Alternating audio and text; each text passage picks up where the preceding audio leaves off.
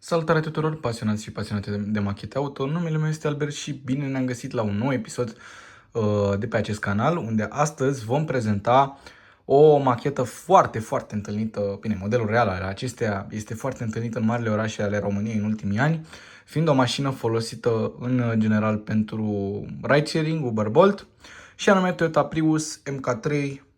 Noi avem varianta facelift, adică cea începând cu 2012, mi se pare, până în 2014.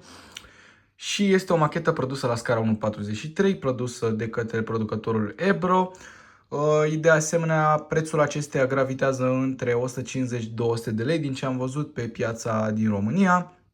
Este o machetă foarte interesantă și o să o prezentăm mai pe larg, dar până atunci vreau să vă anunț că vă sugerez să dați abonare la acest canal, deoarece am o grămadă de bunătăți pregătite pentru prezentare pentru voi, de la machete de avioane la machete retro, noi, dealer modeluri, am foarte multe de prezentat, mai ales că cei de la Mașini de Legendă vor lansa în luna aceasta, în următoarele 4 săptămâni, machete foarte interesante, și anume Bulgar Renault 8 și Volkswagen Golf 2, pe care vreau să mi le achiziționez pe ambele de asemenea.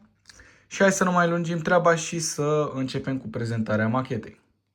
Așadar, începem cu partea din fața machetei. Haideți să și focalizeze. O secundă, bun. Unde avem farurile clasice de Prius, grila de în față de aerisire, aici și aici.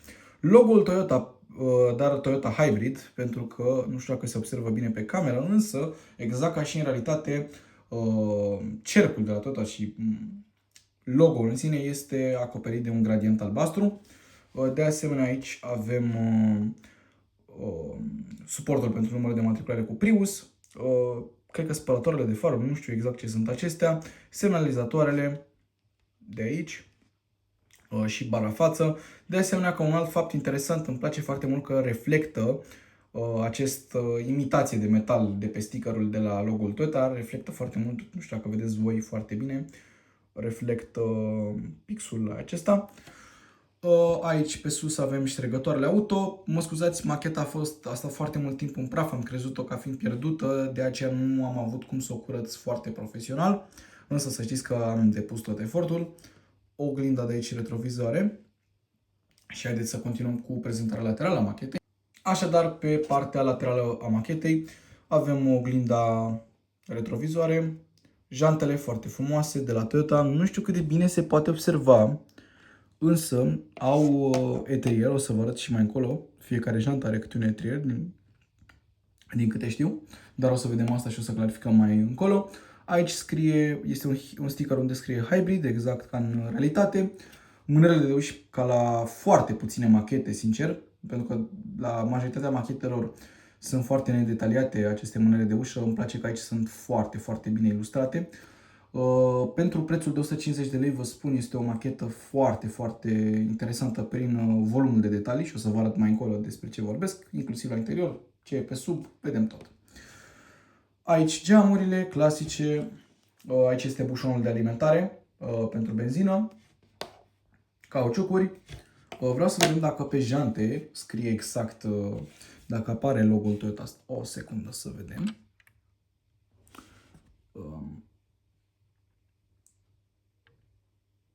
Da, apare, însă este foarte greu de observat pe cameră.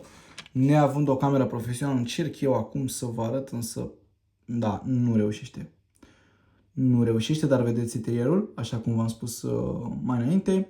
Îmi place că sunt cele 5 prezoane, da, 5 prezoane sunt acolo la posturi. Și haideți să ne uităm acum la partea din spate a machetei.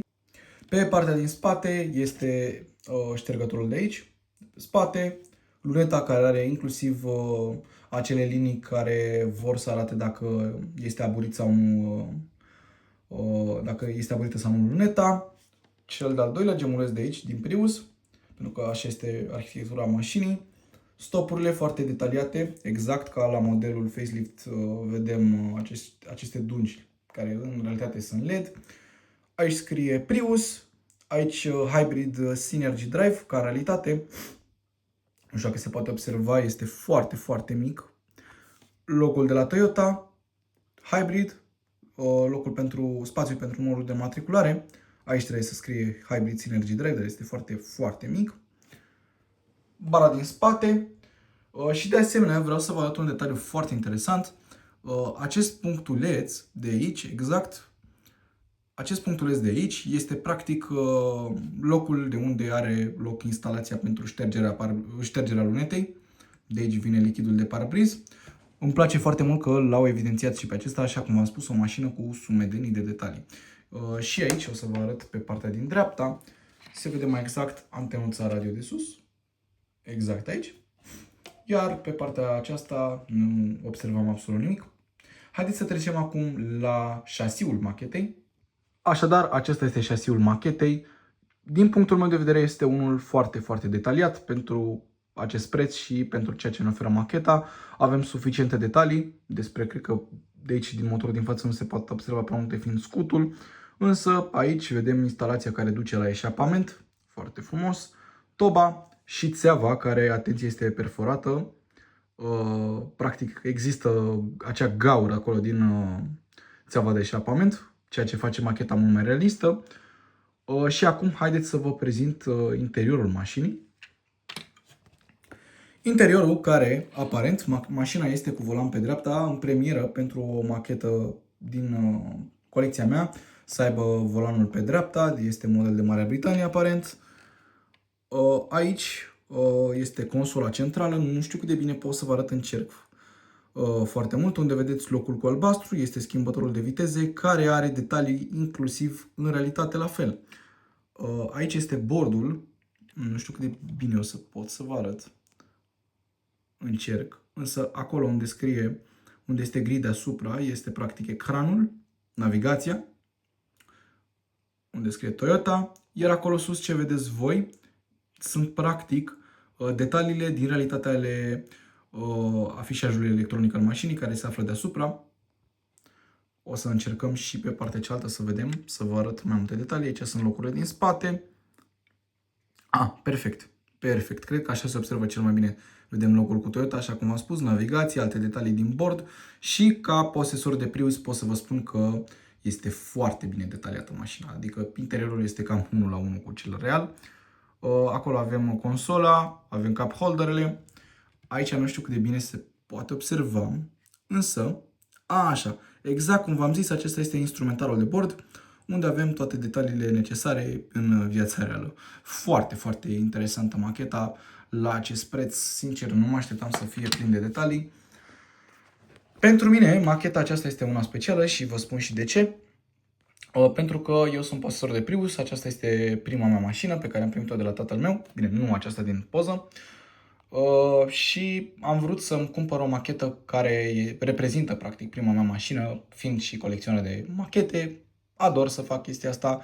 Este o mașină, ca să zic, mai specială un puțin pentru mine. Și ca fapt divers, deoarece mie nu-mi place să le țin în stativ, așa cum am spus pe de-a lungul tuturor clipurilor mele, mie îmi place să țin machetele, să le pot urla pe gol. Haideți să vedem dacă există problemă cu rulajul roților. Mă scuzați. Nu se află nicio problemă, macheta rulează excelent. Îmi aduc aminte când am achiziționat-o, chiar avea niște probleme la rulaj, dar nu știu cum s-au rezolvat, ca prin minune. Cam atât a fost cu această prezentare, sper că v-a plăcut. Nu uitați să lăsați o apreciere dacă v-a plăcut și un comentariu prin care ați vrea să întrebați ce mai doriți să prezint pe acest canal.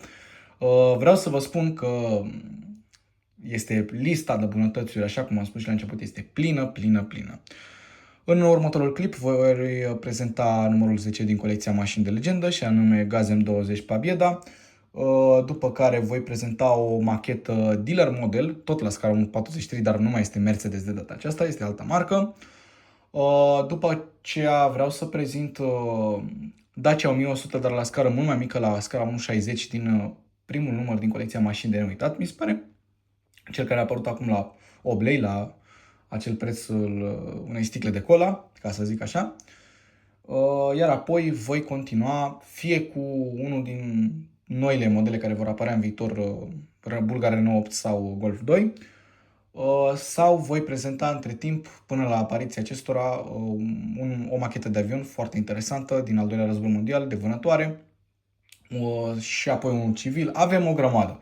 Cum să vă spun, e lista de bunătățuri pline. Primăvara aceasta aveți la ce să vă uitați, vă asigur eu, clipuri o să urmeze o grămadă, noi să fim sănătoși. Păi, cu acestea fiind spuse, eu am fost Albert și ne vom revedea data viitoare. Pa, pa!